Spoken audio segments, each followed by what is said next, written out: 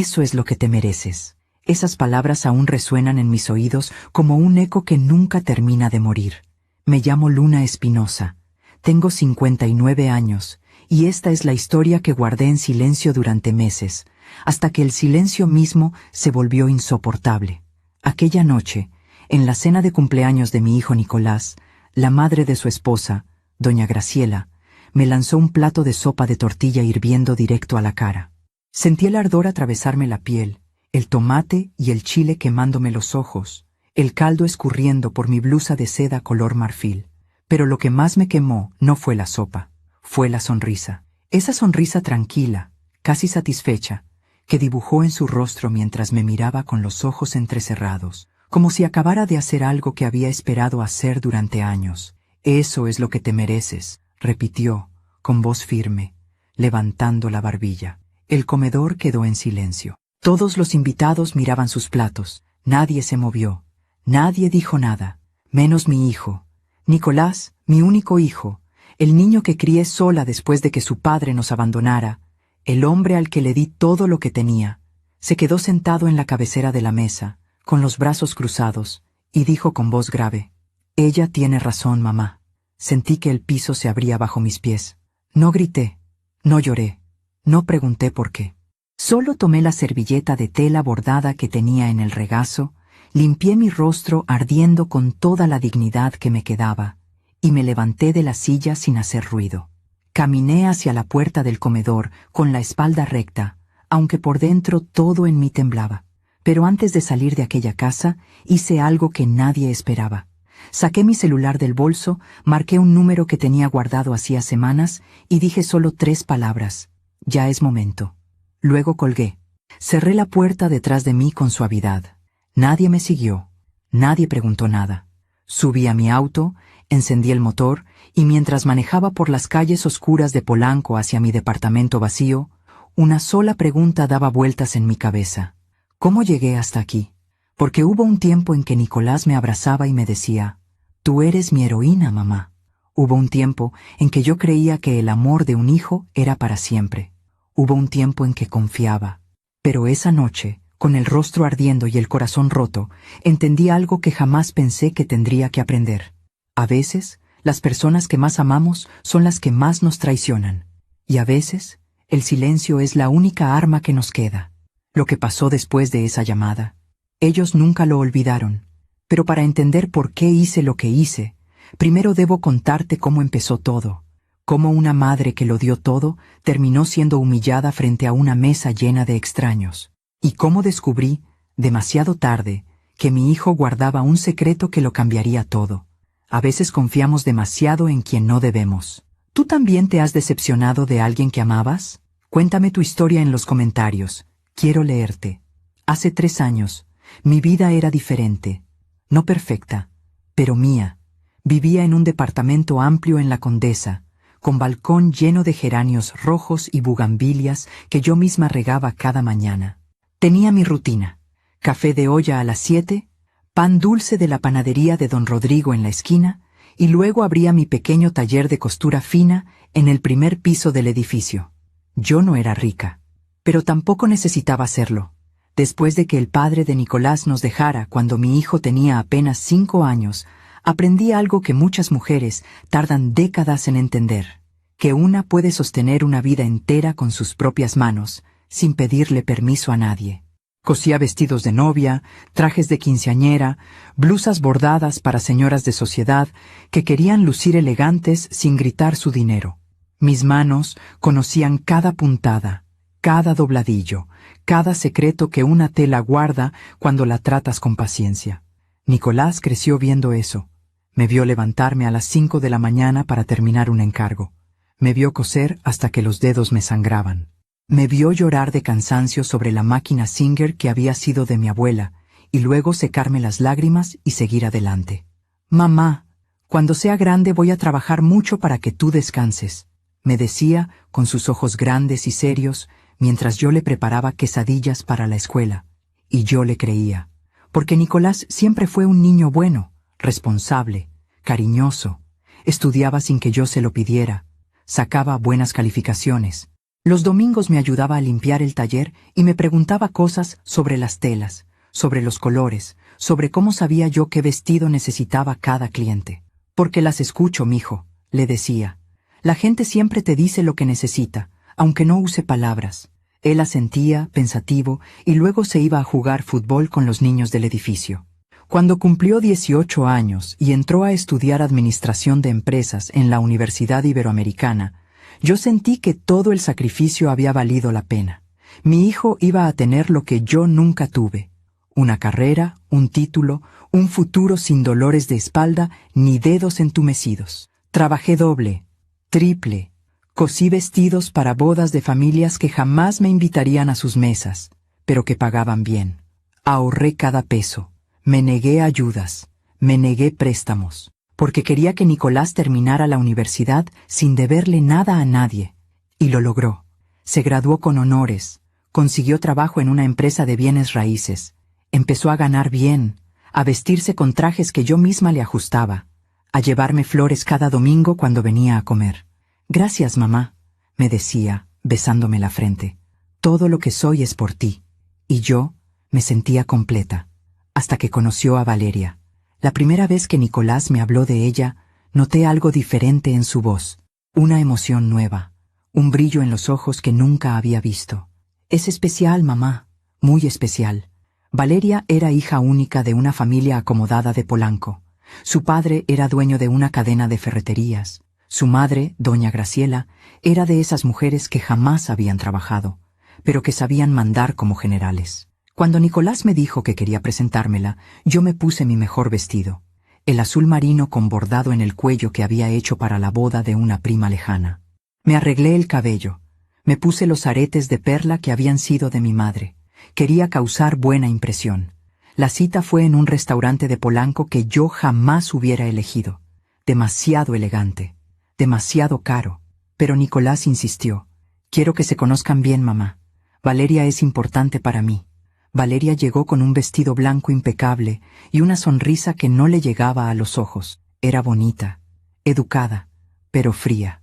Hablamos de cosas sin importancia, del clima, de su carrera en diseño de interiores, de los planes de boda que ya estaba imaginando, aunque Nicolás y ella apenas llevaban 6 meses de novios. Yo sonreí, asentí, hice todas las preguntas correctas, pero algo en mi estómago se retorció cuando ella dijo: Mi mamá está ansiosa por conocerte, doña Luna. Le he contado mucho de ti. La forma en que dijo doña Luna sonó extraña, como si mi nombre necesitara un título para existir en su mundo. Nicolás tomó mi mano y apretó, como diciéndome: todo va a estar bien, mamá. Y yo quise creerle, porque en ese entonces todavía creía que el amor de un hijo era más fuerte que cualquier otra cosa. Todavía creía que lo que habíamos construido juntos, los dos solos durante tantos años, era irrompible. Todavía no sabía que algunas mujeres ven a otras mujeres como enemigas desde el primer momento. Y todavía no sabía que doña Graciela ya había decidido, mucho antes de conocerme, que yo no era suficiente para su familia. Esa tarde, cuando salimos del restaurante, Nicolás me abrazó fuerte y me dijo: Valeria te adoró, mamá. Me lo dijo en el coche. Yo sonreí, pero en el fondo una voz pequeña y fría susurró algo que no quise escuchar. Esa muchacha miente. Y doña Graciela también. 3 meses después, me invitaron a cenar a su casa. Fue ahí cuando todo comenzó a quebrarse. La casa de doña Graciela en Polanco era exactamente como imaginé. Enorme, fría y llena de cosas que nadie necesita. Candelabros de cristal, alfombras persas, cuadros al óleo con marcos dorados, muebles que parecían recién salidos de una revista de decoración, tan perfectos que daban miedo ensuciarlos con solo mirarlos. Cuando Nicolás y yo llegamos esa noche, doña Graciela nos recibió en la puerta con una sonrisa que no le llegó a los ojos. «Luna, qué gusto verte», dijo, dándome 2 besos al aire, sin tocar realmente mi mejilla. «Pasa, pasa, estás en tu casa». Pero yo no me sentí en mi casa. Me sentí como una intrusa.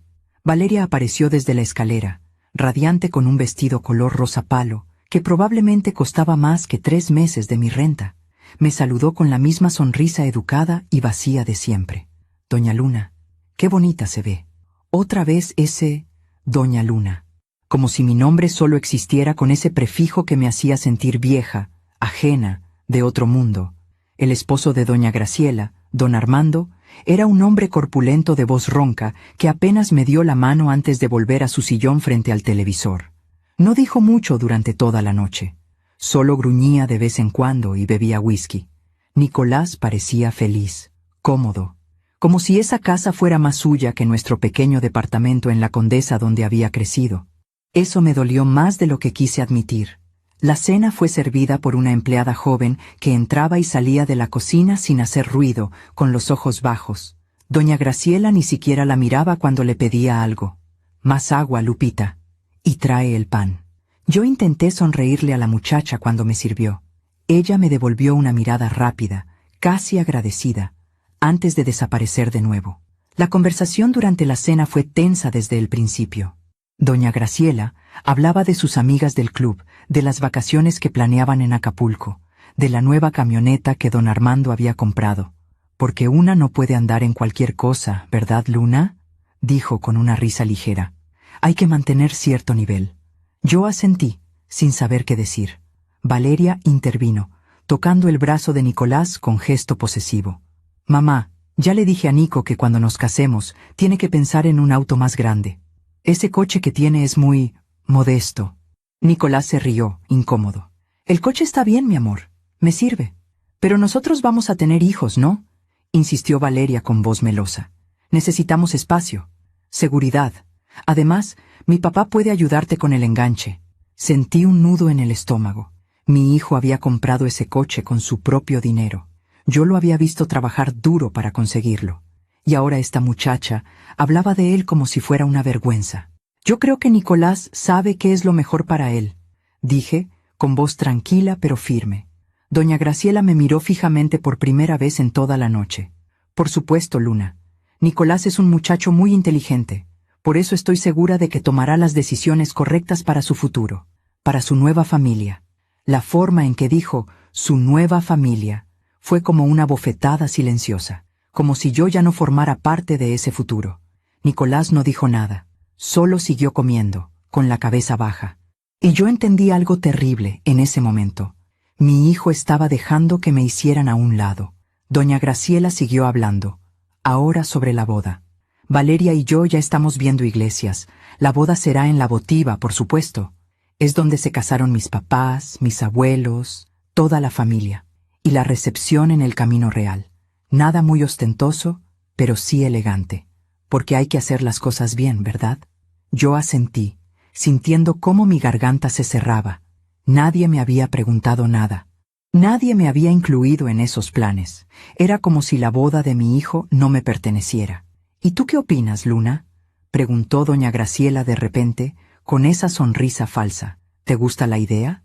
«Me parece hermoso», dije, forzando una sonrisa. «Lo importante es que Nicolás y Valeria sean felices». «Exacto», dijo ella, tomando su copa de vino. «Lo importante es que sean felices, y que empiecen bien, sin cargas, sin cargas». La palabra quedó flotando en el aire como veneno. Valeria se levantó para ir al baño. Don Armando se quedó dormido en su sillón, y doña Graciela aprovechó ese momento para inclinarse hacia mí, con voz baja pero clara. «Luna, tú pareces una mujer razonable, así que voy a ser directa contigo. Nicolás es un buen muchacho, pero está acostumbrado a cierta vida, una vida sencilla, y eso está bien, pero ahora va a formar parte de nuestra familia, y nuestra familia tiene expectativas». «¿Expectativas?», repetí, sintiendo cómo el calor subía por mi cuello. «Sí, expectativas.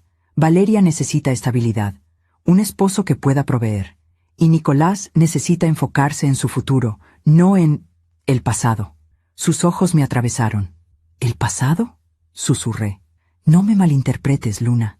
Sé que has hecho mucho por tu hijo. Eso es admirable. Pero ahora es momento de que él vuele solo, sin ataduras, sin dependencias emocionales». Sentí como si me hubieran clavado un cuchillo en el pecho. «Yo nunca he sido una carga para mi hijo», dije, con voz temblorosa pero firme. «Por supuesto que no», dijo ella sonriendo. «Pero ahora Nicolás tiene otras prioridades, y estoy segura de que tú, como buena madre, vas a saber hacerte a un lado cuando sea necesario. No pude responder, porque en ese momento Valeria regresó del baño, Nicolás volvió a sonreír como si nada hubiera pasado, y la empleada trajo el postre, flan napolitano con cajeta. Yo no probé bocado. Cuando terminó la cena, doña Graciela me regaló una caja pequeña. Un detalle, Luna, para que pienses en nosotros. Adentro había una taza de porcelana fina, blanca con bordes dorados, elegante, cara, fría. Gracias, dije, sin mirarla a los ojos. En el coche, de regreso a mi departamento, Nicolás iba callado. Yo también. Finalmente, cuando llegamos frente a mi edificio, él rompió el silencio. ¿Te cayó bien, doña Graciela, mamá? Lo miré, buscando en sus ojos al niño que había sido. Al niño que me abrazaba y me decía, tú eres mi heroína. Pero ese niño ya no estaba ahí. Parece una mujer fuerte, dije, eligiendo mis palabras con cuidado. Sí, respondió él sonriendo. Es increíble. Valeria y ella están muy unidas. Es lindo ver eso. ¿Y nosotros? Quise gritar. Nosotros no estábamos unidos, pero no dije nada. Solo bajé del coche, me despedí con un beso en la mejilla y subí las escaleras hacia mi departamento vacío. Esa noche, mientras preparaba café en mi vieja cafetera y miraba por la ventana las luces de la ciudad, sostuve entre mis manos la taza que doña Graciela me había regalado. Era hermosa, perfecta, pero cuando la acerqué a mis labios, no pude tomarle el café que acababa de servir, porque esa taza no era un regalo, era un mensaje. Tú no perteneces a nuestro mundo. La dejé sobre la mesa, intacta, y volví a tomar mi vieja taza de barro, la que usaba cada mañana desde hacía años.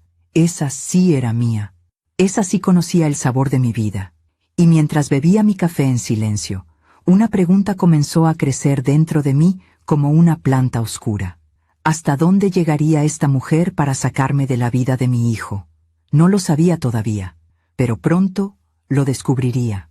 Mientras cuento todo esto, pienso en dónde estarás escuchándome. Escribe el nombre de tu ciudad en los comentarios. Los meses siguientes fueron como caminar sobre vidrios rotos descalza. Cada paso dolía, pero yo seguía adelante sonriendo, diciéndome a mí misma que todo estaría bien, que era normal, que así son las cosas cuando un hijo se casa, que yo tenía que aprender a soltar, pero la verdad es que no me estaban dejando soltar, me estaban arrancando. Nicolás empezó a visitarme menos. Antes venía cada domingo sin falta. Llegaba con pan dulce, me ayudaba a mover los muebles para limpiar, se quedaba a comer y me contaba todo sobre su semana. Pero después de aquella cena en casa de doña Graciela, las visitas se volvieron quincenales, luego mensuales, luego esporádicas, siempre con la misma excusa. Perdón, mamá. Valeria y yo teníamos planes con su familia. Perdón, mamá. Doña Graciela nos invitó a comer al club. Perdón, mamá. Tenemos que ver lo de la boda. Siempre Valeria, siempre doña Graciela, siempre ellas. Yo decía que no pasaba nada, que lo entendía, que estaba ocupado, pero por dentro algo se iba muriendo poco a poco. Una tarde, Nicolás me llamó para decirme que Valeria quería que yo fuera con ellas a escoger el vestido de novia. ¿De verdad?, pregunté, con el corazón saltándome en el pecho. Sí, mamá. Valeria insistió. Dice que eres experta en telas y quiere tu opinión. Por primera vez en semanas sentí esperanza. Tal vez me había equivocado con Valeria. Tal vez sí quería incluirme. Tal vez todo era cuestión de darle tiempo. El día de la cita, llegué media hora antes a la boutique. Una tienda elegante en Masaryk, con vestidos que costaban lo que yo ganaba en 6 meses. Valeria llegó tarde, acompañada de doña Graciela y 3 amigas que no dejaban de reírse y tomar fotos con sus teléfonos. «Doña Luna», dijo Valeria, besándome la mejilla. «Qué bueno que viniste. Necesitamos tu ojo de experta». Me senté en un sillón de terciopelo mientras ella se probaba vestido tras vestido. Todos hermosos, todos caros, todos iguales a mis ojos. Las amigas aplaudían. Doña Graciela daba órdenes a la empleada. Y yo estaba ahí, callada, sin que nadie me preguntara nada, hasta que Valeria salió con un vestido de encaje francés, strapless, con una cola interminable. «¿Qué te parece, doña Luna?», preguntó, girando frente al espejo. Todos los ojos se voltearon hacia mí. Respiré hondo y dije la verdad. Es hermoso, pero creo que el corte strapless no te favorece tanto. Tienes hombros delicados. Un vestido con mangas de encaje o tirantes finos resaltaría mejor tu figura. El silencio fue inmediato. Las amigas dejaron de sonreír. Doña Graciela me miró con ojos fríos, y Valeria soltó una risa nerviosa. Ah, bueno, es que este tipo de vestido es el que está de moda, doña Luna. No sé si usted está muy actualizada con las tendencias. Sus amigas rieron. Bajo, pero lo suficiente para que yo lo escuchara. Doña Graciela se levantó y puso una mano en el hombro de Valeria. Mi niña, tú te ves espectacular en todo. No te preocupes, este vestido es perfecto, lo vamos a llevar. Valeria sonrió, aliviada. Sí, mamá, tienes razón. Mamá. Valeria le había dicho mamá a doña Graciela, y a mí me seguía diciendo doña Luna. Me quedé sentada en ese sillón de terciopelo, invisible, mientras ellas seguían hablando de velos, tocados y zapatos de diseñador. Nadie volvió a preguntarme nada. Cuando salimos de la boutique, Nicolás estaba esperándonos afuera. Valeria corrió hacia él y le enseñó fotos del vestido. ¿Verdad que voy a lucir preciosa, amor? Vas a ser la novia más hermosa del mundo, dijo él, besándola. Yo me quedé atrás, cargando mi bolso, sintiéndome como una sombra. Nicolás finalmente me vio. ¿Qué tal, mamá? ¿Te gustó el vestido? Está precioso, dije, forzando una sonrisa. Gracias por venir. Sé que esto es importante para Valeria. ¿Y para ti? Quise gritar. ¿No es importante para ti que yo esté aquí? Pero solo asentí. Claro, mijo. Para eso estoy. Doña Graciela se acercó, tomó del brazo a Nicolás y dijo con voz suave. Nicolás, ¿nos acompañas a comer? Tenemos que hablar de los últimos detalles de la boda. Claro, doña Graciela. Mamá también viene, ¿verdad? Preguntó Valeria, mirándome con esa sonrisa educada y vacía. Antes de que pudiera responder, doña Graciela dijo, «Ay, no, mi niña. Seguro Luna está cansada. Además, vamos a hablar de cosas muy específicas de la organización. No queremos aburrirla». Nicolás no dijo nada, no me defendió, no insistió, no dijo, «Mi mamá viene con nosotros». Solo se despidió con un beso en la mejilla y se fue con ellas. Yo me quedé parada en la calle, viendo cómo se alejaban, y por primera vez lloré en público. No mucho, solo unas lágrimas rápidas que sequé con el dorso de la mano antes de que alguien me viera. Tomé el metro de regreso a mi departamento. No quise gastar en un taxi. Cuando llegué a casa, me preparé café en mi taza de barro, la misma de siempre, la que conocía el sabor de mi vida. La taza de porcelana que doña Graciela me había regalado seguía sobre la mesa, intacta, acumulando polvo. La miré durante un largo rato, y algo dentro de mí susurró, «Esto no va a mejorar, solo va a empeorar». Pero yo no quise escuchar, porque todavía creía que el amor de un hijo era más fuerte que cualquier influencia externa. Todavía creía que Nicolás iba a despertar, que iba a darse cuenta, que iba a volver a ser el niño que me abrazaba y me decía, «Tú eres mi heroína». Así que seguí adelante. Seguí sonriendo cuando me excluían. Seguí diciendo, «No pasa nada», cuando pasaba todo. Seguí tragándome el dolor para no ser un problema, para no ser una carga, para no cumplir la profecía que doña Graciela había plantado en la mente de mi hijo. «Tu mamá te va a asfixiar si no te alejas». 2 semanas después, Nicolás me invitó a cenar. Solo nosotros dos, como antes. Me emocioné tanto que llegué media hora antes al restaurante. Me había arreglado con esmero. Llevaba un vestido color vino que yo misma había cosido, con bordado discreto en el cuello. Quería que mi hijo se sintiera orgulloso de mí. Pero cuando llegó, no venía solo. Valeria iba con él. «Perdón, mamá. Valeria quiso acompañarnos. Espero que no te moleste». «Claro que no», mentí. Durante toda la cena, Valeria habló sin parar. De la boda. De la luna de miel que planeaban en Cancún. Del departamento que el papá de ella les iba a regalar como regalo de bodas. «Es en Polanco, doña Luna. 3 recámaras, 2 baños completos y terraza con vista increíble. Mi papá dice que es importante empezar bien». Nicolás asentía, feliz. Yo solo sonreía. Y cuando llegó la cuenta, Nicolás sacó su cartera y dijo algo que me partió el corazón en 2. «Mamá, ¿me prestas 2,000 pesos? Este mes gasté mucho en cosas de la boda y ando un poco justo. 2,000 pesos. Yo no tenía 2,000 pesos extra. Apenas me alcanzaba para pagar mi renta y los gastos del taller, pero saqué el dinero que tenía guardado para la luz y se lo di. Claro, mijo. No te preocupes. Gracias, mamá. Te los devuelvo el próximo mes. Nunca me los devolvió. Y yo nunca se los pedí, porque en ese momento entendí algo terrible. Ya no era su madre, era su banco, su red de seguridad, su plan B, pero ya no era la persona más importante de su vida. Esa noche, cuando volví a mi departamento, me senté frente a la ventana con mi café y miré las luces de la ciudad, y me pregunté cómo había llegado hasta ahí, cómo una mujer que lo había dado todo, que había sacrificado su juventud, su salud, su vida entera por un hijo, podía terminar sintiéndose tan invisible. Pero todavía no sabía la verdad. Todavía no sabía que todo lo que había pasado hasta ese momento era solo el principio, que doña Graciela tenía un plan, y que mi hijo, mi Nicolás, mi único hijo, ya era parte de él. La boda se acercaba como una tormenta inevitable, y yo seguía fingiendo que todo estaba bien. Nicolás pasaba semanas sin llamarme. Cuando lo hacía, las conversaciones eran breves, distraídas, llenas de silencios incómodos. ¿Cómo estás, mamá? Bien, mijo. ¿Y tú? Bien, bien, ocupado con los preparativos. Me imagino. Bueno, te dejo. Valeria me está llamando. Clic. Y yo me quedaba con el teléfono en la mano, sintiendo cómo algo dentro de mí se vaciaba un poco más cada vez. Pero lo peor no eran las llamadas cortas. Lo peor eran las invitaciones que nunca llegaban. Me enteré por casualidad que hubo una despedida de soltero para Nicolás, un asado en casa de don Armando, con mariachis, con los amigos de la familia de Valeria. Nadie me avisó. También hubo una cena de ensayo, en un restaurante italiano carísimo, con los padrinos, con la familia cercana.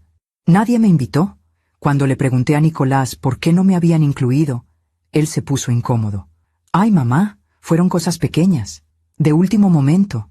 No queríamos molestarte, como si mi presencia fuera una molestia, como si yo fuera un problema que había que evitar. Pero yo seguí callada, seguí sonriendo, seguí diciendo, no te preocupes, mijo, yo entiendo. Hasta que una tarde, todo cambió. Fue un martes. Lo recuerdo porque los martes siempre han sido días lentos en el taller. Estaba terminando de coser el dobladillo de un vestido de quinceañera cuando sonó el timbre. Abrí la puerta y encontré a un repartidor joven con una gorra azul y un sobre manila en las manos. ¿Luna Espinosa? Sí, soy yo. Firma aquí, por favor. Firmé sin pensar. El muchacho me dio el sobre y se fue. Cerré la puerta y miré el paquete. No tenía remitente. Solo mi nombre escrito a mano con tinta negra. Algo en mi estómago se retorció. Me senté en el sillón del taller con las manos temblando y abrí el sobre. Adentro había fotografías, muchas fotografías. Al principio no entendí lo que veía. Eran imágenes de Nicolás, mi hijo, en diferentes lugares, restaurantes, un estacionamiento, la entrada de un hotel. Pero no estaba solo, estaba con una mujer. Y esa mujer no era Valeria, era doña Graciela. Sentí que el piso se movía bajo mis pies. La primera foto mostraba a Nicolás y doña Graciela saliendo de un restaurante. Él tenía su mano en la espalda baja de ella. Ella reía, con la cabeza echada hacia atrás. La segunda foto era en un estacionamiento. Nicolás abría la puerta del coche para ella. Sus rostros estaban muy cerca, demasiado cerca. La tercera foto me quitó el aire de los pulmones. Era en la entrada de un hotel, el Marquís Reforma. Nicolás y doña Graciela entraban juntos. Él llevaba una mano alrededor de su cintura. Ella lo miraba con una sonrisa que yo jamás le había visto. Una sonrisa íntima. Una sonrisa de mujer que conoce el cuerpo de un hombre. Dejé caer las fotografías al suelo. Las manos me temblaban tanto que no podía sostenerlas. El corazón me latía tan fuerte que sentía que iba a estallar. No, no, no, no. Esto no puede ser real. Recogí las fotos con dedos torpes. Las miré una y otra vez, buscando alguna explicación lógica. Tal vez era una comida de negocios. Tal vez doña Graciela necesitaba ayuda con algo. Tal vez, pero había más fotos. Nicolás besando la mejilla de doña Graciela, demasiado cerca de los labios. Doña Graciela ajustándole la corbata a Nicolás, con las manos sobre su pecho. Los dos entrando a un departamento, una dirección que yo no conocía. Y la última foto, la que me hizo soltar un gemido que no sabía que tenía dentro. Nicolás y doña Graciela en un balcón. De noche, él la abrazaba por detrás. Ella tenía los ojos cerrados, recargada contra su pecho, como dos amantes que han compartido algo prohibido. Me levanté del sillón tambaleándome. Corrí al baño. Vomité. Vomité todo lo que tenía dentro, hasta que solo quedaron arcadas secas y un sabor amargo en la boca. Me quedé ahí, arrodillada frente al inodoro, llorando sin control. Mi hijo, mi único hijo, el niño que crié sola, el niño al que le di todo, el niño que me llamaba mi heroína, estaba teniendo una aventura con la madre de su prometida, con una mujer 20 años mayor que él, con la mujer que me había humillado una y otra vez. Y de repente, todo cobró sentido. Por eso doña Graciela me odiaba tanto. Por eso me había querido fuera de la vida de Nicolás desde el principio. No era porque yo fuera pobre, o simple, o de otro mundo. Era porque yo era su rival, la madre verdadera, la que conocía a Nicolás desde antes, la que podía ver lo que ella había hecho de él. Y por eso Nicolás me había abandonado. No por Valeria, por doña Graciela, por esa mujer que lo había seducido, manipulado, convertido en su juguete. Me quedé en el piso del baño durante no sé cuánto tiempo, llorando, temblando, sintiendo cómo todo lo que creía saber sobre mi vida se desmoronaba. Cuando finalmente pude levantarme, me lavé la cara con agua fría y regresé al taller. Las fotografías seguían ahí, esparcidas sobre el sillón. Las recogí una por una, con manos que ya no temblaban, porque el shock estaba dando paso a algo más, algo frío, algo duro, algo que yo no sabía que existía dentro de mí. Metí las fotos de vuelta en el sobre, y me senté frente a mi máquina de coser, mirando el hilo negro que colgaba de la aguja. Pensé en todas las veces que doña Graciela me había humillado. Pensé en todas las veces que Nicolás me había ignorado.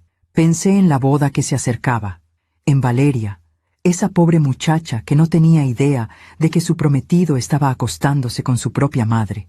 Y pensé en mí, en la mujer que había trabajado hasta sangrar para darle a su hijo una vida mejor, en la mujer que había tragado insultos y desprecios sin decir nada, en la mujer que había creído que el amor de un hijo era para siempre.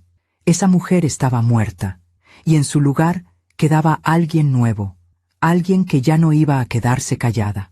Tomé mi teléfono y marqué un número que había guardado hacía meses, cuando una clienta me había contado sobre un investigador privado que le había ayudado a descubrir la infidelidad de su esposo. Buenas tardes. Habla Luna Espinosa. Necesito sus servicios. La voz al otro lado del teléfono era profesional, neutra. Dígame en qué puedo ayudarle, señora. Necesito más información, más pruebas, fechas, lugares, todo lo que pueda conseguir sobre 2 personas. ¿Sus nombres? Nicolás Espinosa Ramírez y Graciela Valdés de Montes. Hubo una pausa. ¿Alguna relación entre ellos? Sí, dije, con voz que ya no temblaba. Él es mi hijo, y ella es la madre de su prometida. Otra pausa, más larga. Entiendo. ¿Y qué piensa hacer con la información, señora Espinosa? Miré por la ventana del taller. Las luces de la ciudad comenzaban a encenderse. El cielo se teñía de naranja y violeta. Todavía no lo sé, dije.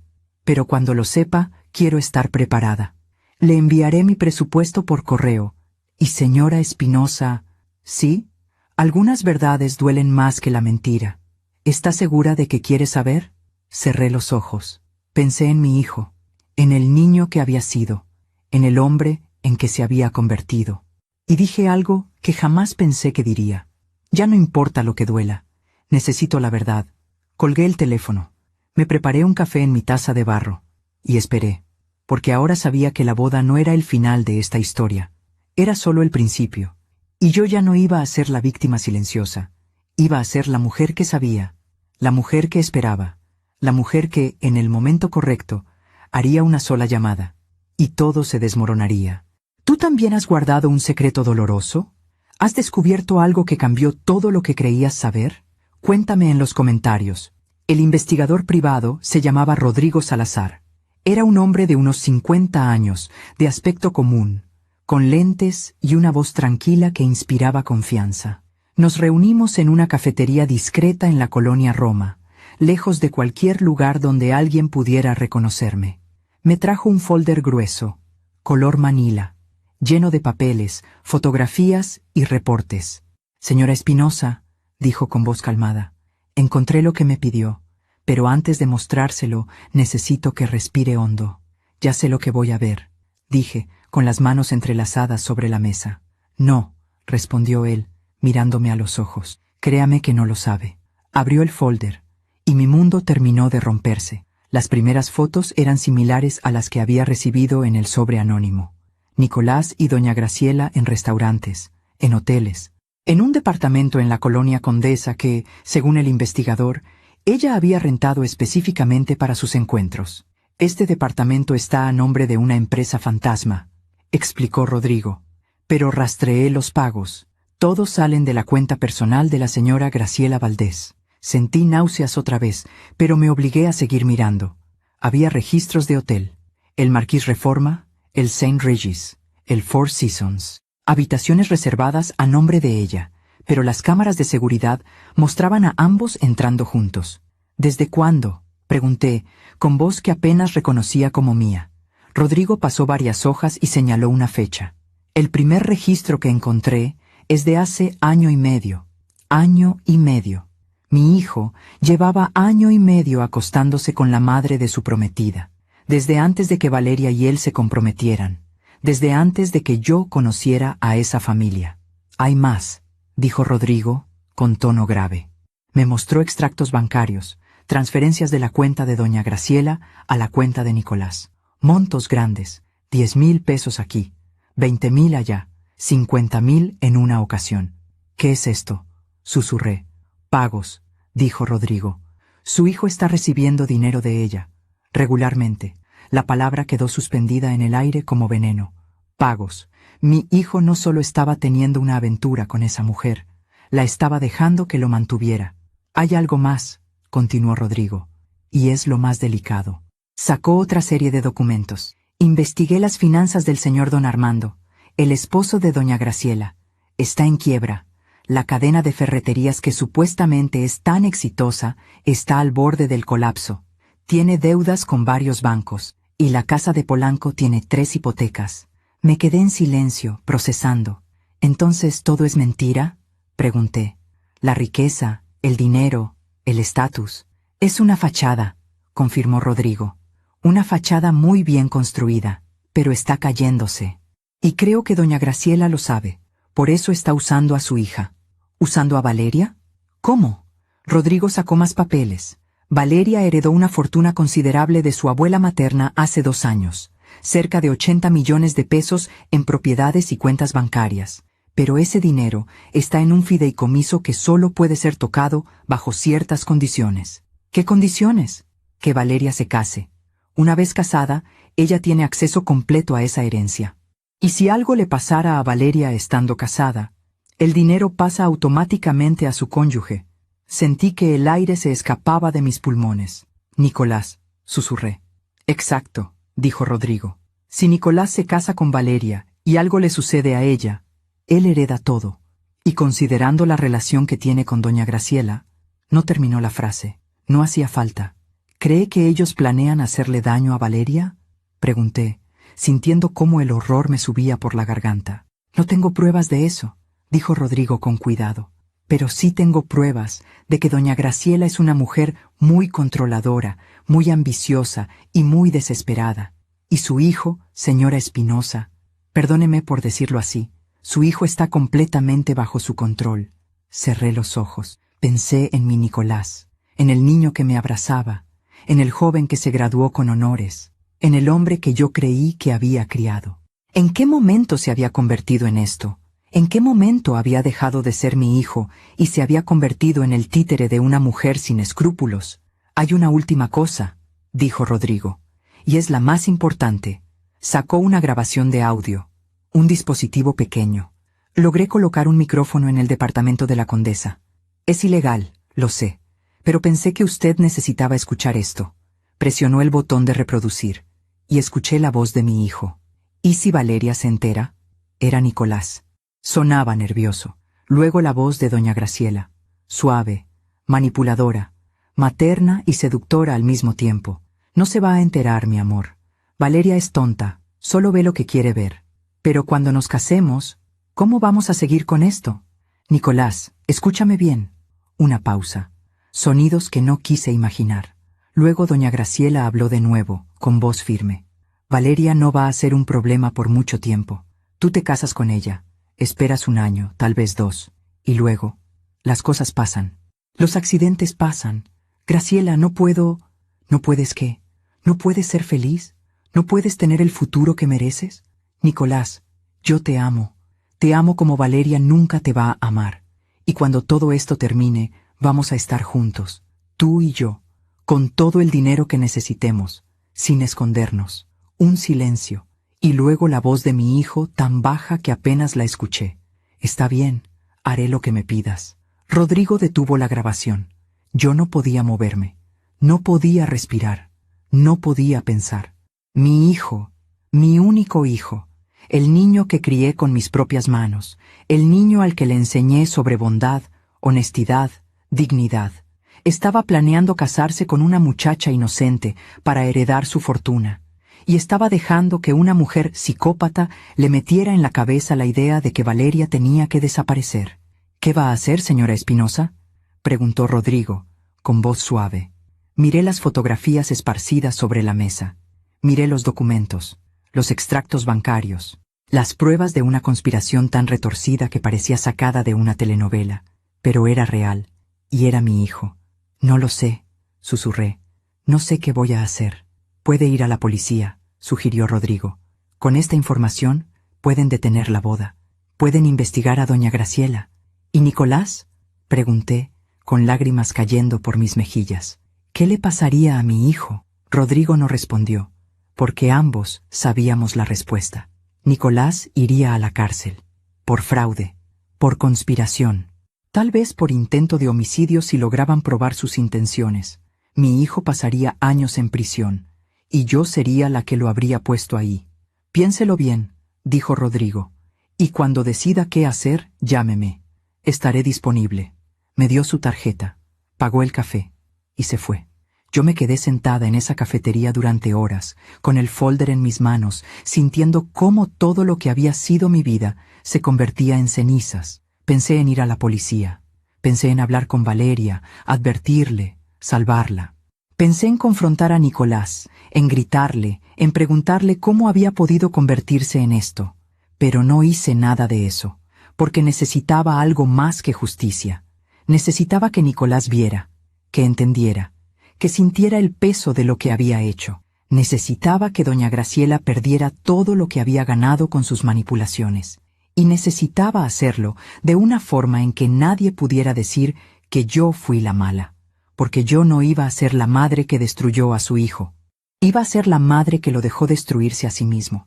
Y entonces, cuando estuviera en el fondo, cuando lo hubiera perdido todo, tal vez, solo tal vez, recordaría quién era yo, y lo que él había sido antes de que esa mujer lo envenenara. Tomé el folder, lo guardé en mi bolso, y salí de la cafetería con la espalda recta y la cabeza en alto. La boda era en 2 semanas. Y yo tenía un plan que empezaba con una simple aceptación. Iba a ir a esa boda. Iba a sentarme en esa mesa, y cuando llegara el momento exacto, iba a hacer una llamada, una sola llamada, y todo se derrumbaría, porque a veces la mejor venganza no es atacar, es dejar que la verdad haga su trabajo. La noche de la boda llegó como una tormenta que todos esperaban menos yo. Porque yo sabía que esa noche no iba a ser una celebración, iba a ser una revelación. Me arreglé con cuidado. Escogí un vestido sencillo color azul marino que yo misma había cosido años atrás. Nada ostentoso, nada que llamara la atención. Me recogí el cabello en un chongo discreto. Me puse los aretes de perla de mi madre. Quería verme digna, porque sabía que esa sería la última vez que Nicolás me vería como su madre. La ceremonia fue en la votiva, como doña Graciela había planeado. Una iglesia hermosa, llena de flores blancas y velas. Los invitados eran más de 200, gente elegante, gente de dinero, gente que me miraba de reojo preguntándose quién era esa mujer sencilla, sentada sola en la quinta fila, porque ni siquiera me habían dado un lugar en las primeras filas. La familia de Valeria ocupaba todo el lado derecho de la iglesia, y del lado izquierdo, donde debería estar la familia del novio, solo estábamos 3 personas. Yo, una tía lejana de Nicolás que apenas lo conocía, y un primo que vino más por el banquete que por cariño. Eso era todo lo que quedaba de nuestra familia. Cuando Nicolás entró al altar, mi corazón dio un vuelco. Se veía hermoso, elegante, maduro, con un traje gris oscuro que yo sabía que no había pagado él, con el cabello perfectamente peinado, con una sonrisa nerviosa pero feliz. Por un momento, solo por un momento, volví a ver al niño que había sido, y casi me arrepiento de lo que estaba a punto de hacer. Casi. Pero entonces vi a doña Graciela. Estaba sentada en primera fila, con un vestido color champagne que gritaba dinero. Su cabello perfectamente arreglado, sus joyas brillando bajo la luz de las velas, y cuando Nicolás pasó frente a ella rumbo al altar, doña Graciela le lanzó una mirada que yo conocía muy bien, una mirada de posesión, una mirada que decía, «Eres mío», y Nicolás le respondió con una sonrisa pequeña, cómplice, íntima. Justo antes de pararse frente al altar para esperar a su prometida, sentí que la bilis me subía por la garganta. Valeria entró caminando del brazo de su padre. Se veía hermosa, inocente, radiante. El vestido strapless que había escogido a pesar de mi consejo le quedaba bien, tenía que admitirlo. Su rostro brillaba de felicidad. No sabía nada. Esa pobre muchacha no tenía idea de que estaba caminando hacia su propia trampa. La ceremonia fue larga. El sacerdote habló sobre el amor, la fidelidad, el compromiso. Cada palabra era como un puñal en mi pecho, porque yo sabía que todo era mentira. Cuando llegó el momento de los votos, Nicolás tomó las manos de Valeria y dijo con voz firme, «Valeria, prometo amarte y respetarte todos los días de mi vida. Prometo ser tu compañero, tu apoyo, tu refugio. Prometo construir un futuro contigo basado en la verdad y la confianza». Tuve que morderme el labio para no gritar. «Mentiroso, mentiroso, mentiroso». Valeria lloró de emoción, los invitados suspiraron, y doña Graciela sonrió con satisfacción. Cuando el sacerdote dijo, «Los declaro marido y mujer», todos aplaudieron, menos yo. Yo solo los miré, a Nicolás besando a Valeria, a doña Graciela limpiándose una lágrima falsa, a don Armando dormitando en su asiento, y supe que había llegado el momento. La recepción fue en el Camino Real, un salón enorme decorado con miles de rosas blancas, mesas con manteles de lino, centros de mesa de cristal, un banquete de 5 tiempos, música de una orquesta en vivo. Todo era perfecto, demasiado perfecto. Me sentaron en una mesa al fondo, lejos de la mesa principal, lejos de Nicolás, con personas que no conocía y que no me hablaron en toda la noche. Era invisible, otra vez, pero yo no estaba ahí para socializar, estaba ahí para esperar el momento exacto. Durante la cena, observé. Vi cómo doña Graciela controlaba todo desde su lugar en la mesa principal, cómo le daba órdenes discretas a los meseros, cómo miraba a Nicolás cada vez que Valeria no estaba viendo. Y vi cómo Nicolás le devolvía esas miradas. Era repugnante, era descarado, era enfermizo. Cuando terminó la cena, empezó el baile, el vals de los novios, el baile con los papás. Nicolás bailó primero con Valeria, luego le tocaba bailar con la madre del novio, conmigo. Me levanté de mi mesa, caminé hacia la pista de baile. Todos me miraban. Nicolás me extendió la mano con una sonrisa forzada. «Mamá». «Hijo», respondí, tomando su mano. Bailamos en silencio durante los primeros segundos. La música era suave, romántica. Todos nos observaban. «Te ves hermosa, mamá», dijo él, sin mirarme a los ojos. «Gracias», respondí. «Tú también te ves bien». Otro silencio. «¿Estás feliz?», le pregunté. «Sí», respondió rápidamente. «Muy feliz». «¿De verdad, Nicolás? ¿De verdad eres feliz?». Por primera vez en toda la noche me miró a los ojos, y vi algo ahí, algo pequeño, algo que tal vez era culpa, o tal vez solo era incomodidad. Sí, mamá, Valeria es maravillosa. Vamos a ser muy felices juntos. ¿Y doña Graciela? Pregunté, bajando la voz. ¿También es maravillosa? Su cuerpo se tensó. Dejó de bailar por un segundo. Luego continuó, apretando mi mano con más fuerza. No sé de qué hablas. Yo creo que sí sabes, hijo. Mamá, este no es el momento. ¿Cuándo va a ser el momento, Nicolás? ¿Cuándo? ¿Después de que algo le pase a Valeria? ¿Después de que heredes su dinero? Se detuvo completamente. Me soltó. Me miró con ojos duros. ¿Qué dijiste? Sé todo, Nicolás. Todo. La música seguía sonando, pero nosotros ya no bailábamos. La gente empezaba a mirarnos, a murmurar. No sabes nada, dijo él con voz baja y amenazante. Estás inventando cosas. Tengo fotografías, tengo registros de hotel, tengo extractos bancarios, tengo grabaciones. Su rostro palideció. Mamá, ¿qué te hizo esa mujer, Nicolás? ¿Qué te hizo para que te convirtieras en esto? Tú no entiendes, explotó, alzando la voz. Tú nunca vas a entender. La música se detuvo. Todos nos miraban. Valeria se acercó corriendo, con su vestido de novia arrastrándose por el piso. ¿Qué pasa? Nicolás, doña Luna. Doña Graciela apareció de la nada. Se interpuso entre Nicolás y yo. Luna, creo que es mejor que te vayas. Estás haciendo una escena. ¿Una escena? Repetí, sintiendo cómo la rabia me subía por el pecho. ¿Yo estoy haciendo una escena? Sí, dijo ella con voz firme. Esta es la boda de mi hija, y no voy a permitir que la arruines con tus dramas. ¿Mis dramas? Reí sin humor. ¿Quieres hablar de dramas, Graciela? Valeria nos miraba sin entender. Nicolás estaba paralizado. Los invitados murmuraban cada vez más fuerte. Y entonces doña Graciela hizo algo que jamás olvidaré. Se volteó hacia la mesa principal. Tomó un plato hondo de sopa de tortilla que todavía estaba caliente. Caminó hacia mí con pasos firmes, y me la lanzó a la cara. Sentí el líquido hirviendo quemándome la piel, el tomate, el chile, el caldo escurriendo por mi vestido, el dolor, la humillación. Todos gritaron. Valeria chilló. Alguien corrió por servilletas, pero yo no me moví. Solo me quedé ahí parada, con la sopa escurriéndome por la cara, mirando a doña Graciela directo a los ojos. Ella sonrió. Esa sonrisa tranquila, esa sonrisa satisfecha, y dijo, con voz clara para que todos escucharan, «Eso es lo que te mereces». El salón quedó en completo silencio. Y entonces Nicolás, mi hijo, mi único hijo, el niño que yo había criado sola, se cruzó de brazos y dijo, «Ella tiene razón, mamá».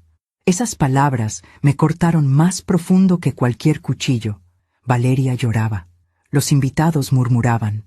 Don Armando seguía dormido en su silla. ¿Y yo? Yo solo tomé una servilleta de la mesa más cercana y limpié mi rostro ardiendo con toda la dignidad que me quedaba.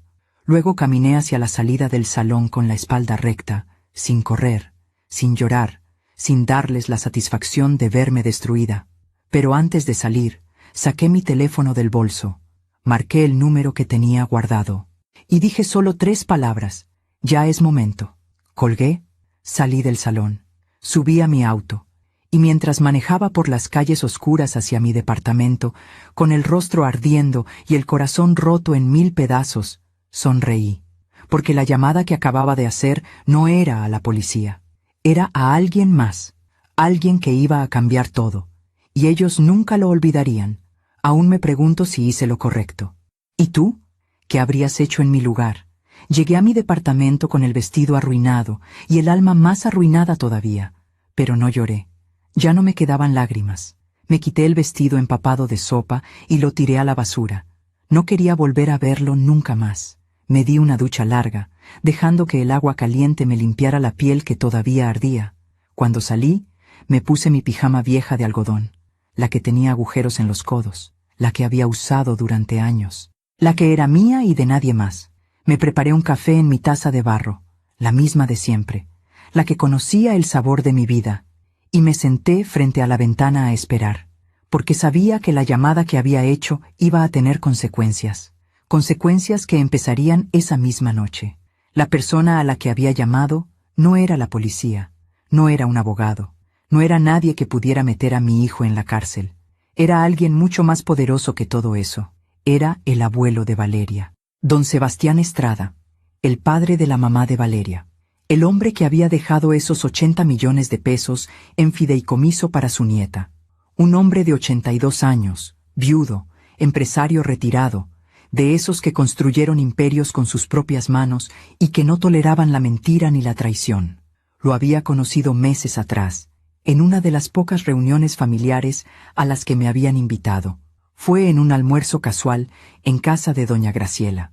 Yo estaba callada en mi esquina, invisible como siempre, cuando don Sebastián se sentó a mi lado. «Usted es la mamá del muchacho, ¿verdad?», me preguntó, con voz ronca pero amable. «Sí, señor. Soy Luna». «Luna», repitió, probando mi nombre. «Bonito nombre. ¿Y qué hace usted, Luna?» «Tengo un taller de costura. Hago vestidos, arreglos». «Ah, trabaja con sus manos, como yo». «Me gusta eso. La gente que trabaja con sus manos tiene alma». Hablamos durante todo el almuerzo.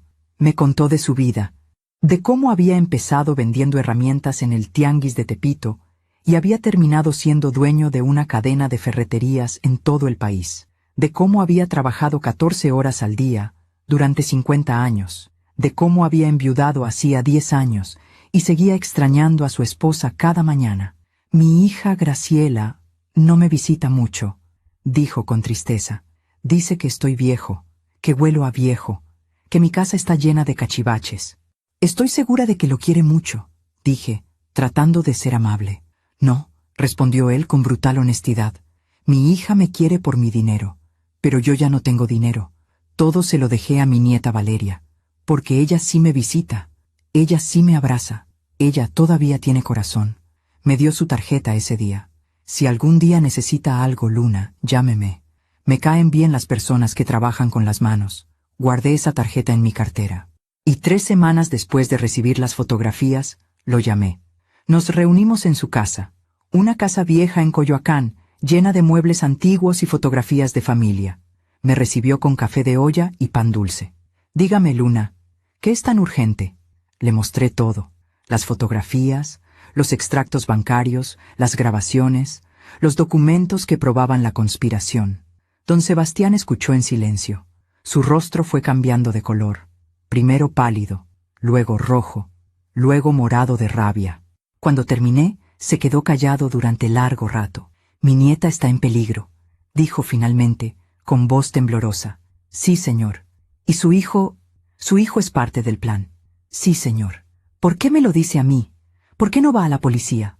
Me tomó un momento responder. Porque tenía que ser honesta, porque si voy a la policía, mi hijo va a la cárcel, y por más que me haya traicionado, por más que se haya convertido en alguien que no reconozco, sigue siendo mi hijo. No puedo ser yo quien lo meta en prisión». Don Sebastián asintió lentamente. «Pero sí puede ser yo», dijo. «Yo solo quiero que Valeria esté a salvo», respondí. «Y quiero que mi hijo entienda lo que ha hecho, que vea las consecuencias, que sienta el peso de sus decisiones. ¿Y Graciela? Que pague por lo que ha hecho, por manipular a mi hijo, por ponerlo en este camino, por planear hacerle daño a una muchacha inocente». Don Sebastián tomó mi mano entre las suyas. Manos viejas, llenas de manchas y arrugas, pero fuertes todavía. «Luna, usted es una mujer sabia y valiente. Voy a ayudarla, pero necesito que me prometa algo. Lo que sea, don Sebastián. Cuando todo explote, y créame que va a explotar, usted va a sufrir. Su hijo va a odiarla. La gente va a hablar. Va a estar sola. Ya estoy sola», dije con voz tranquila. «No», respondió él. «Todavía tiene esperanza, pero cuando esto termine, esa esperanza se va a morir». «¿Está preparada para eso?».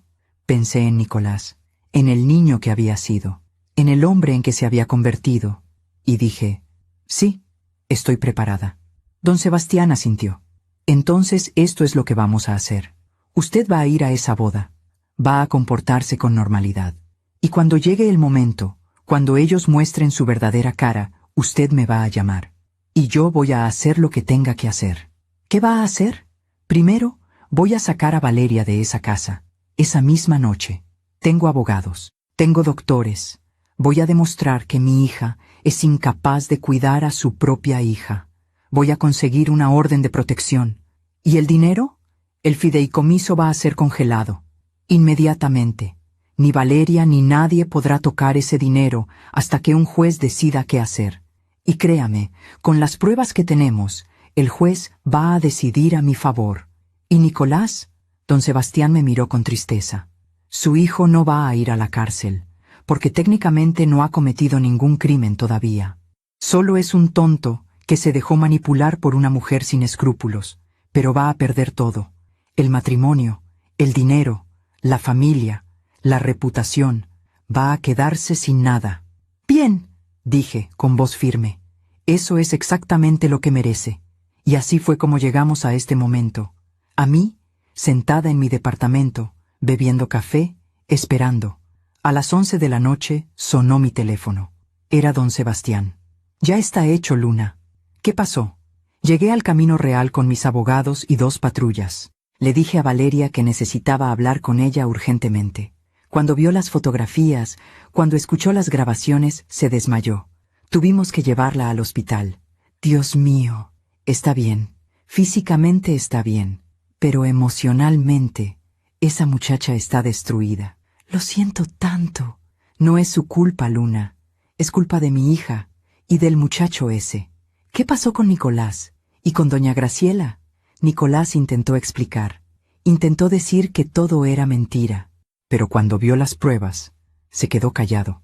Se quedó ahí parado en su traje de novio, rodeado de invitados que murmuraban y lo señalaban, sin decir nada. ¿Y doña Graciela? Esa mujer, la voz de don Sebastián se llenó de desprecio. Esa mujer intentó negar todo.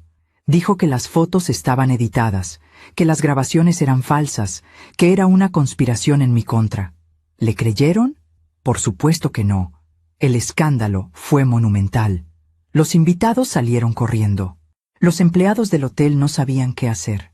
Y don Armando, ese inútil, se quedó dormido durante todo el drama. Y ahora Valeria está bajo mi custodia. Vamos a anular el matrimonio. Fue la misma noche, así que legalmente es como si nunca hubiera existido. El fideicomiso está congelado. Y presenté una denuncia contra Graciela por fraude, extorsión y conspiración para cometer homicidio. ¿Va a ir a la cárcel? Si Dios quiere, sí. Los abogados dicen que tenemos un caso sólido. Gracias, don Sebastián. Gracias por proteger a Valeria. No, Luna. Gracias a usted por avisarme a tiempo. Usted salvó la vida de mi nieta. Hubo un silencio. ¿Y su hijo? Preguntó don Sebastián. ¿Quiere saber de él? Cerré los ojos. Respiré hondo. Dígame. Salió del hotel a las 2 de la mañana. Solo, sin nadie. Los invitados lo miraban con desprecio. Nadie lo defendió. Nadie lo ayudó. Se fue en su coche y no sé a dónde fue. Entiendo. Luna, su hijo perdió todo esta noche. ¿Cómo se siente? ¿Cómo me sentía? Vacía, triste, aliviada, culpable, vengada, todo al mismo tiempo. Me siento en paz, dije finalmente, porque hice lo correcto. Sí, respondió don Sebastián. Hizo lo correcto. No muchas madres tienen esa fuerza. Colgamos. Me quedé sentada frente a la ventana, con mi taza de barro vacía entre las manos. Afuera, la ciudad seguía viva. Luces, ruido, gente viviendo sus vidas. Y yo estaba aquí, sola, pero con la conciencia tranquila. Porque no había sido venganza lo que busqué. Fue justicia. Justicia para Valeria, que no merecía ser usada. Justicia para mí, que no merecía ser humillada. Y justicia para Nicolás, que necesitaba entender que las acciones tienen consecuencias. No lo había metido en la cárcel, pero lo había dejado sin nada, sin dinero, sin familia, sin reputación. Y tal vez, solo tal vez, cuando tocara fondo, cuando lo perdiera todo, cuando se quedara completamente solo, recordaría quién era yo. Y lo que él había sido antes de que el veneno de doña Graciela lo corrompiera. Esa noche dormí profundamente por primera vez en meses, sin pesadillas, sin angustia, sin ese nudo en el estómago que me había acompañado desde que recibí aquellas primeras fotografías, porque había hecho lo que tenía que hacer, no con rabia, no con sed de venganza, sino con la claridad fría de quien entiende que a veces, el amor más grande que puedes darle a alguien es dejarlos enfrentar las consecuencias de sus propias decisiones, aunque eso signifique verlos caer, aunque eso signifique perderlos para siempre. Los días después de la boda fueron extraños, silenciosos, como si el mundo se hubiera detenido. No supe nada de Nicolás durante una semana. No llamó, no escribió, no vino a buscarme, y yo tampoco lo busqué, porque sabía que necesitaba tiempo para entender lo que había pasado, para procesar la magnitud de lo que había perdido, y yo necesitaba tiempo para sanar. Don Sebastián me llamaba cada 2 días para contarme cómo iban las cosas. Valeria estaba en terapia intensiva, no la psiquiátrica, sino la emocional. Había caído en una depresión profunda después de descubrir que el hombre con quien se había casado estaba teniendo una aventura con su propia madre. Es una traición demasiado grande, me dijo don Sebastián, demasiado retorcida. Mi nieta no entiende cómo pudo pasar, y yo tampoco. ¿Cómo está ella? Frágil, muy frágil, pero tiene 18 años, es joven, va a sanar, con tiempo va a sanar. El escándalo se regó como pólvora por toda la ciudad. Las redes sociales explotaron. Alguien había grabado parte de la confrontación en el Camino Real y lo había subido a internet. El video se volvió viral en horas. Nicolás saliendo del hotel, solo, con su traje arrugado y la cara desencajada. Doña Graciela gritándole a los abogados de don Sebastián. Valeria siendo sacada en camilla. La gente comentaba, especulaban, inventaban teorías. Algunos decían que Nicolás era una víctima, que doña Graciela lo había seducido y manipulado. Otros decían que era un aprovechado, un cazafortunas, un hombre sin escrúpulos. La verdad, como siempre, estaba en algún punto intermedio. Nicolás no era completamente inocente, pero tampoco era completamente culpable. Era un hombre débil que había tomado decisiones terribles porque no tuvo el valor de decir que no. A la segunda semana, don Sebastián me dio más noticias. La fiscalía aceptó la denuncia contra Graciela. Van a investigarla formalmente por fraude y conspiración. ¿Qué tan probable es que vaya a la cárcel? Con las pruebas que tenemos, muy probable. Las grabaciones son suficientes. Los abogados dicen que podría enfrentar entre 8 y 15 años. 15 años. Doña Graciela, la mujer que me había humillado, que había manipulado a mi hijo, que había planeado hacerle daño a su propia hija para quedarse con su dinero, iba a pagar. ¿Y don Armando? Pregunté. Ese pobre diablo no sabía nada. Es un borracho que lleva años desconectado de su familia. Los investigadores confirmaron que él no tuvo nada que ver con el plan. Pero ahora está solo. Su esposa va camino a la cárcel. Su hija lo odia. Y su negocio está en bancarrota. ¿Va a perder la casa? Ya la perdió. El banco la embargó la semana pasada. Ahora está viviendo en un cuarto rentado en Naucalpan, con una pensión miserable. No sentí lástima por él, porque don Armando había tenido ojos, había tenido oídos, había estado ahí, en esa casa, durante años, viendo cómo su esposa destruía vidas, y no había hecho nada. A veces, la complicidad es tan culpable como la acción. A la tercera semana, Nicolás finalmente me buscó. Llegó a mi departamento a las 8 de la noche, sin avisar. Tocó la puerta con golpes suaves. Cuando abrí, casi no lo reconocí. Tenía barba de días, ojeras profundas, la ropa arrugada, el cabello despeinado. Había perdido peso, se veía destruido. «Mamá», dijo, con voz quebrada. Me quedé en la puerta, sin moverme. «¿Qué quieres, Nicolás? Necesito hablar contigo. No tenemos nada de qué hablar. Por favor, mamá, solo déjame pasar». Dudé. Parte de mí quería cerrarle la puerta en la cara, decirle que se fuera, que ya no era mi hijo. Pero otra parte, esa parte que había cargado a ese niño en mis brazos, que le había cantado canciones de cuna, que le había limpiado las rodillas raspadas, esa parte no podía decirle que no. Lo dejé pasar. Se sentó en el sillón del taller, el mismo sillón donde yo había recibido las primeras fotografías, donde todo había empezado a romperse. «¿Quieres café?», pregunté por pura costumbre. «No, gracias». Me senté frente a él. Esperé. Nicolás tardó largo rato en hablar. Cuando finalmente lo hizo, su voz era apenas un susurro. «Lo siento, mamá. ¿Qué es lo que sientes?» «Todo, todo lo que hice, todo lo que te hice». «¿Y Valeria? ¿También lo sientes por ella?». Asintió. con lágrimas cayendo por sus mejillas. Sí, especialmente por ella. Yo no quería hacerle daño. Nunca quise, pero lo hiciste. Lo interrumpí, con voz fría. Planeaste casarte con ella para robarle su herencia. Escuché la grabación, Nicolás. Sé lo que dijiste. No era yo quien hablaba. ¿Era Graciela? Terminé por él. ¿Vas a culpar a Graciela por tus decisiones? Ella me manipuló, mamá. Me hizo creer que yo no valía nada sin ella, que tú me habías criado para ser mediocre, que yo merecía más. Cada palabra era como un puñal. ¿Y tú le creíste? Sí, susurró. Le creí. ¿Por qué, Nicolás? ¿Por qué le creíste a ella y no a mí? Porque ella me daba lo que tú nunca pudiste darme. ¿Dinero? No. Bueno, sí. Pero no solo eso. Me daba atención. Me hacía sentir importante. Me hacía sentir como si yo fuera especial. Yo también te hacía sentir especial. No, mamá. Tú me hacías sentir culpable. Cada vez que venía a visitarte, veía tu departamento pequeño, tu ropa vieja, tus manos cansadas, y me sentía culpable por tener más que tú. Graciela nunca me hizo sentir culpable.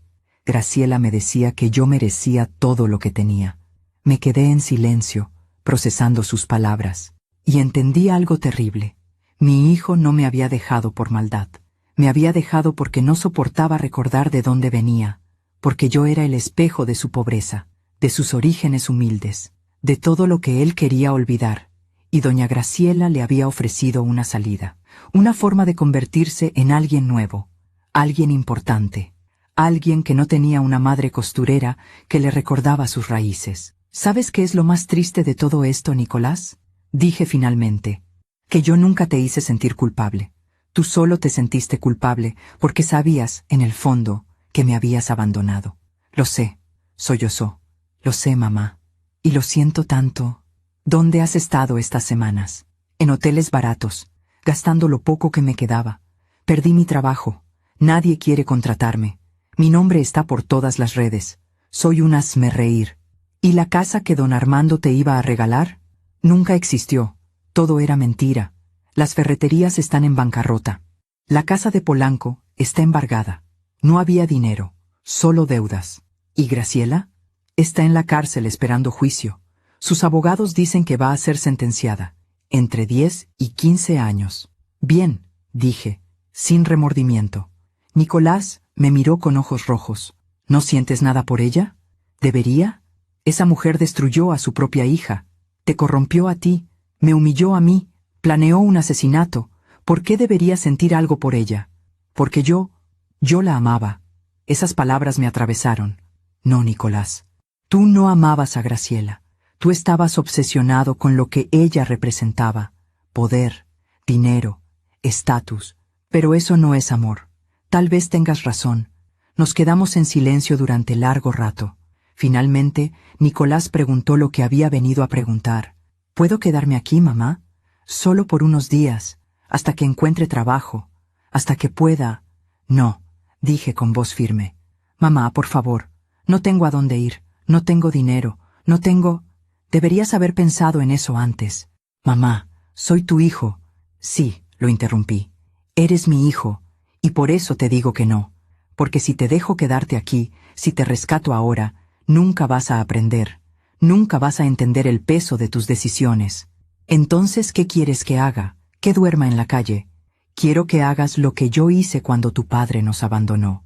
Quiero que te levantes, que trabajes, que reconstruyas tu vida con tus propias manos, sin atajos, sin manipulaciones, sin depender de nadie más que de ti mismo.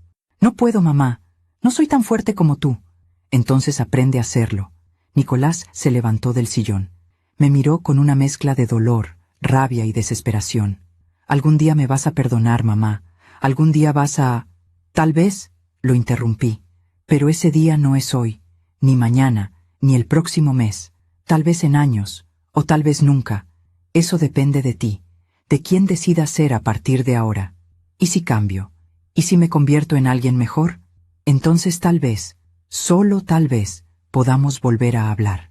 Pero no como madre e hijo, sino como dos personas que una vez se conocieron, y que necesitan aprender a conocerse de nuevo. Nicolás asintió, llorando. Caminó hacia la puerta. La abrió. Y antes de salir, se volteó una última vez. «Te quiero, mamá». «Lo sé», respondí. «Pero el amor sin respeto no significa nada». Se fue. Cerré la puerta. Y me quedé ahí parada, escuchando sus pasos alejarse por el pasillo. No lloré, porque no había nada que llorar. Había hecho lo correcto, lo más difícil, lo más doloroso, pero lo correcto.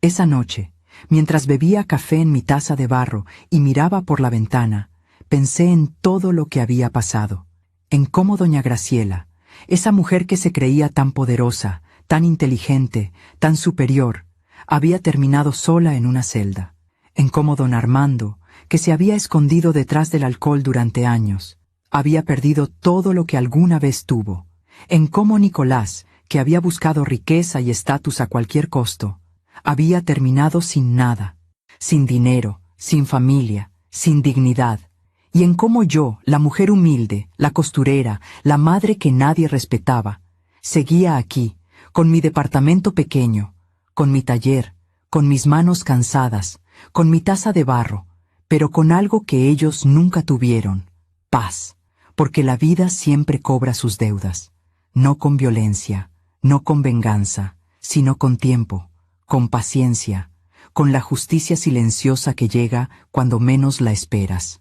Doña Graciela me había llamado loca una vez. Años después, yo supe que ella estaba sola en esa celda, mirando las paredes vacías, sin visitas, sin amor, sin nada, y me pregunté si en ese momento, en ese vacío terrible, entendió finalmente lo que había perdido. No el dinero, no el estatus, sino su humanidad, su alma, todo lo que hace que una vida valga la pena.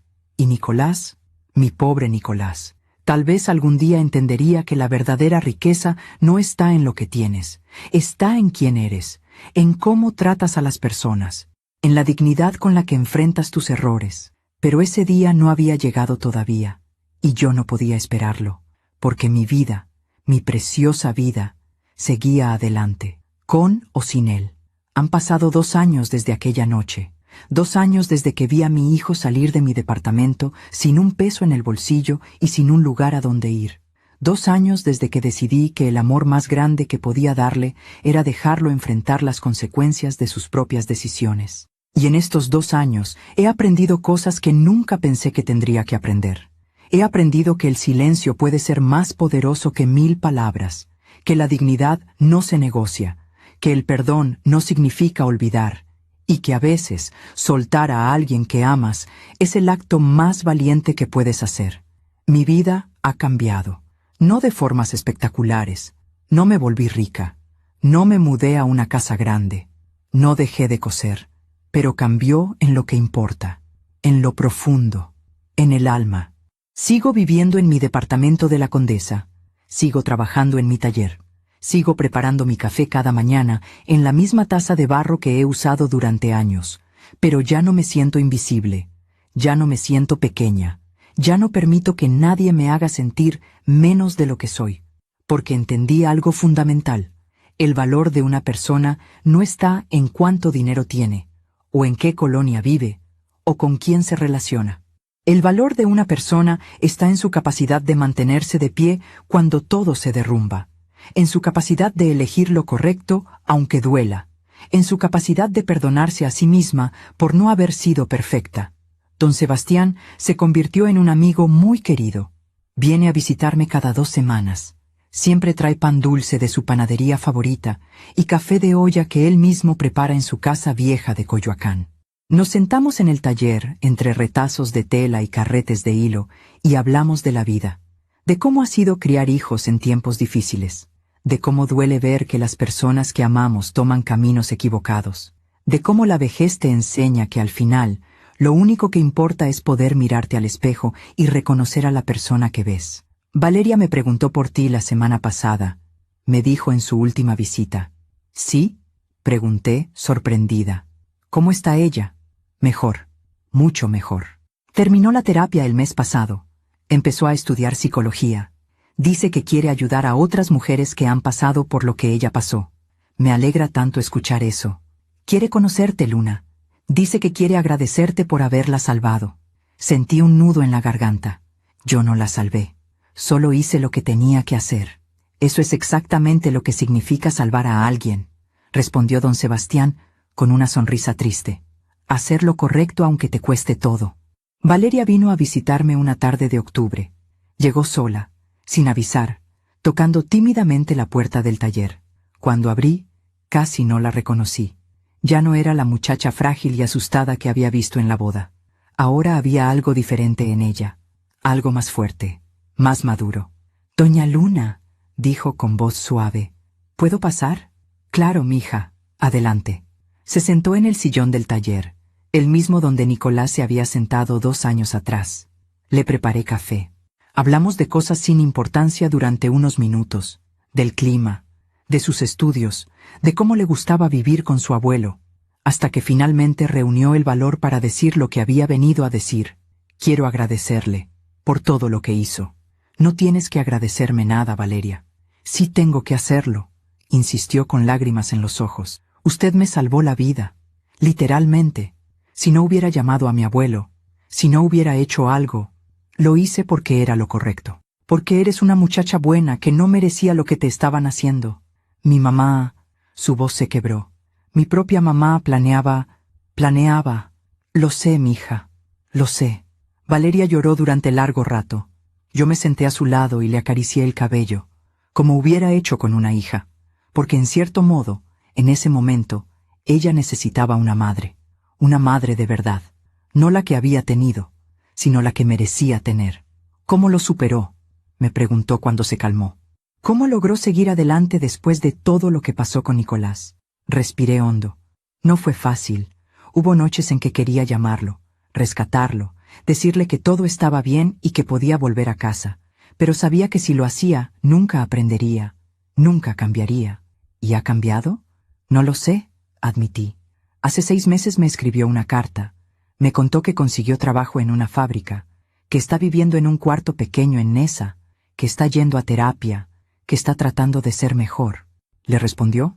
No, todavía no. ¿Por qué? Porque necesito estar segura de que está cambiando por él, no por mí. Necesito saber que está haciendo el trabajo interno que tiene que hacer, y eso toma tiempo. Valeria asintió, pensativa.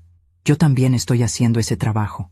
En terapia aprendí que no puedo culparme por lo que mi mamá hizo, que no era mi responsabilidad detectar que algo andaba mal, que era solo una niña que confiaba en las personas equivocadas. Exacto, dije, tomando su mano. Y ahora eres una mujer que está aprendiendo a confiar de nuevo, pero en las personas correctas, empezando por ti misma. Valeria se quedó toda la tarde. Me ayudó a coser el dobladillo de un vestido de novia. Me contó sobre sus planes de abrir algún día un centro de apoyo para mujeres víctimas de abuso, y cuando se fue, me abrazó fuerte y me susurró al oído: «Gracias por ser la madre que mi propia madre nunca fue».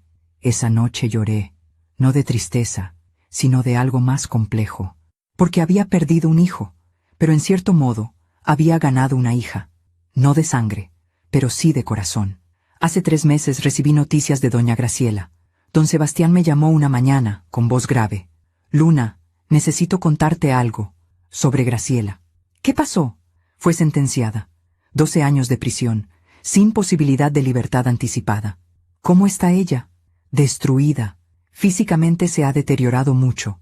Nadie la visita. Ni siquiera don Armando. Está completamente sola». «¿Y cómo te sientes tú con eso?» «Aliviado, pero también triste, porque esa mujer es la madre de mi hija, y a pesar de todo lo que hizo, una parte de mí recuerda a la muchacha que alguna vez fue, antes de que la ambición la corrompiera. Entendía lo que don Sebastián sentía, porque yo también recordaba al niño que Nicolás había sido, antes de que el mundo lo cambiara, antes de que las malas decisiones lo definieran, y me preguntaba si algún día podría volver a ser ese niño, o si ese niño había muerto para siempre. La carta de Nicolás llegó hace 2 semanas. Era más larga que la primera, más honesta, más vulnerable. Me contaba que había empezado a asistir a un grupo de apoyo para personas que habían cometido errores graves, que estaba aprendiendo a vivir con la culpa sin dejar que lo destruyera, que estaba ahorrando cada peso para algún día poder devolverme todo el dinero que me había pedido prestado y nunca me había pagado. No espero que me perdones, mamá, escribió. No espero que volvamos a ser lo que éramos. Solo espero que algún día, cuando me veas en la calle, no cruces de banqueta para evitarme. Solo espero que sepas que cada día me despierto tratando de ser un mejor hombre que el que fui ayer. Y cada día pienso en ti, en cómo te traté, en cómo te fallé, en cómo dejé que una mujer me convenciera de que tú eras el problema, cuando tú eras la única persona que realmente me amaba. A veces paso frente a tu edificio, no toco, no subo, solo me quedo ahí parado en la acera, mirando tu ventana, preguntándome qué estarás haciendo, si estarás cosiendo, si estarás tomando café, si alguna vez pensarás en mí, y luego me voy, porque sé que no tengo derecho a molestarte, no tengo derecho a pedirte nada más, pero quiero que sepas algo, mamá, algo que nunca te dije lo suficiente cuando debía hacerlo. Gracias, gracias por haberme criado sola, gracias por haberte sacrificado tanto, gracias por haberme dado oportunidades que tú nunca tuviste, y gracias por haber tenido el valor de dejarme caer cuando más lo necesitaba. Porque ahora entiendo que no me dejaste caer por odio, me dejaste caer por amor, y ese fue el regalo más grande que pudiste darme. Te quiero, mamá, siempre te he querido, aunque mis acciones dijeran lo contrario. Tu hijo, Nicolás. Leí esa carta 5 veces, lloré en cada lectura, y luego la guardé en el cajón donde guardo las cosas importantes, junto a la primera foto de Nicolás cuando era bebé, junto al diploma de su graduación, junto a una nota que me escribió cuando tenía 8 años que decía: «Mamá, eres mi heroína». Todavía no le he respondido, pero creo que pronto lo haré, porque he aprendido que el perdón no es olvidar lo que pasó. El perdón es recordar lo que pasó, sentir el dolor, y aún así, elegir seguir adelante sin cargar ese peso en el corazón. No significa que vaya a olvidar, no significa que las cosas vayan a volver a ser como antes, pero significa que estoy lista para construir algo nuevo, algo diferente, una relación basada no en lo que éramos, sino en lo que podemos ser. Anoche tuve un sueño, soñé que estaba sentada en mi taller, cosiendo, cuando tocaron la puerta. Abrí y era Nicolás, pero no el Nicolás de ahora, ni el Nicolás que me traicionó. Era el niño, mi niño, con sus ojos grandes y su sonrisa inocente. «Mamá», me dijo, «perdí mi camino, pero creo que lo encontré de nuevo». Y yo lo abracé, y lloré, y le dije: «Bienvenido a casa, mijo». Cuando desperté, tenía lágrimas en las mejillas, y supe que ese sueño era una señal, no de que todo estaba resuelto, sino de que estaba lista para empezar a sanar, para empezar a perdonar, no solo a Nicolás, sino a mí misma, por no haber sido la madre perfecta, por no haberlo protegido de todo, por no haber visto las señales antes, porque la verdad es que ninguno de nosotros es perfecto. Todos cometemos errores, todos lastimamos a personas que amamos, todos nos perdemos en algún momento, pero lo que nos define no son los errores que cometemos, es lo que hacemos después, si aprendemos, si crecemos, si nos levantamos, o si nos quedamos ahí, en el suelo, culpando a otros por nuestra caída. Esta mañana, mientras preparaba mi café en mi taza de barro, miré por la ventana y vi las calles de la Condesa llenándose de gente. Gente con prisa, gente con problemas, gente con sueños, gente con dolor, y entendí que todos somos parte de la misma historia.